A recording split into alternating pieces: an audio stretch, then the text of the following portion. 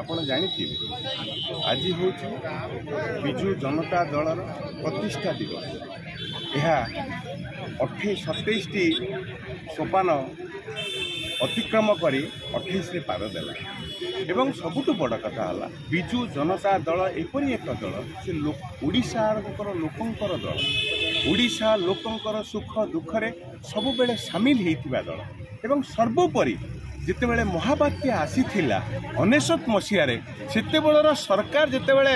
ଓଡ଼ିଶା ଲୋକଙ୍କୁ କବଳିତ କରୁଥିଲା, ତାଙ୍କର ଦୁଃଖ ସୁଖ କଥା ନ ବୁଝିକି ନିଜର କ୍ଷମତାକୁ ଉପଭୋଗ କରିବା ପାଇଁ ଯେଉଁ ଭଳିଆ ଭାବରେ ଓଡ଼ିଶା ଲୋକଙ୍କୁ ଛାଡ଼ିକି ପଳେଇଥିଲା, ସେତେବେଳେ ଆମର ଯିଏ ପ୍ରିୟ ନେତା ସର୍ବମାନ୍ୟ ନେତା ନବୀନ ପଟ୍ଟନାୟକ ଓଡ଼ିଶାର ମଙ୍ଗ ଧରିଥିଲେ ଏବଂ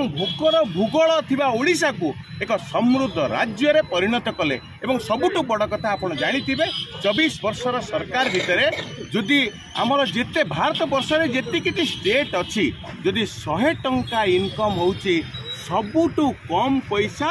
ସୁଧ ଏବଂ ମୂଳ ହିସାବରେ ଓଡ଼ିଶା ଦେଉଛି। ତ ସେଥିରୁ ଜଣାପଡ଼ିଛି ଯେ ଓଡ଼ିଶାର ପ୍ରଗତି, ଓଡ଼ିଶାର ବିକାଶ, ଓଡ଼ିଶା ଲୋକଙ୍କର ସ୍ୱାଭିମାନ କେବଳ ଏବଂ କେବଳ ନବୀନ ପଟ୍ଟନାୟକ ରଖିଛନ୍ତି ଏବଂ ବିଜୁ ଜନତା ଦଳ ରଖିଛି। ଆଜିର ଦିବସରେ ପ୍ରତ୍ୟେକ ଓଡ଼ିଆ ଲୋକ ସ୍ୱାଭିମାନୀ ହୁଅନ୍ତୁ, ବିଜୁବାବୁଙ୍କର ଚିନ୍ତାଧାରା ମୁଣ୍ଡ ଭିତରେ ନିଅନ୍ତୁ, ଓଡ଼ିଶାକୁ ଏକ ଅଗ୍ରଣୀ ରାଜ୍ୟରେ ପରିଣତ କରିବା ପାଇଁ ସଂକଳ୍ପ ନିଅନ୍ତୁ। ଏହା ହେଉଛି ବିଜୁ ଜନତା ଦଳର ଆଜିର ସଂକଳ୍ପ।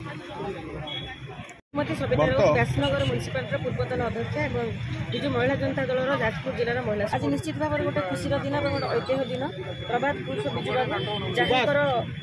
आज ओडावासी आज निश्चित भाव में आज मन पकईबार प्रतिदिन तो मन पकाउं प्रत्येक मनीष जी आज सका उठू संध्या राति शोवा पर्यंत विजुबाबूर जहाँ अवदान रही